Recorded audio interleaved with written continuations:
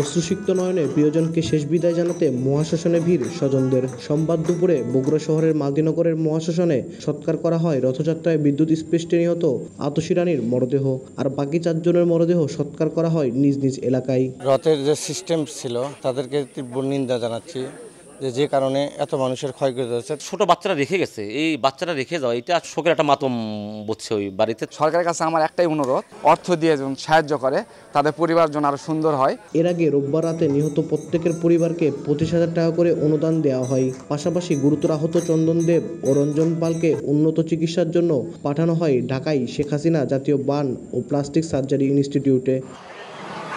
ঘটনার তদন্তে অতিরিক্ত জেলা প্রশাসক ইমরুল কায়েসকে প্রধান করে গঠন করা হয়েছে কমিটি। সদস্য হিসেবে আছেন পুলিশ, নেসকো, ফায়ার সার্ভিস ও সিভিল সার্জনের প্রতিনিধিরা। কমিটিকে আগামী 10 কার্যদিবসের মধ্যে প্রতিবেদন জমা দিতে বলা হয়েছে। নগদের কাছে সব গ্রাহকই প্রিয়, তাই তো সারা দেশে ক্যাশ আউট চার্জ সবচেয়ে কম।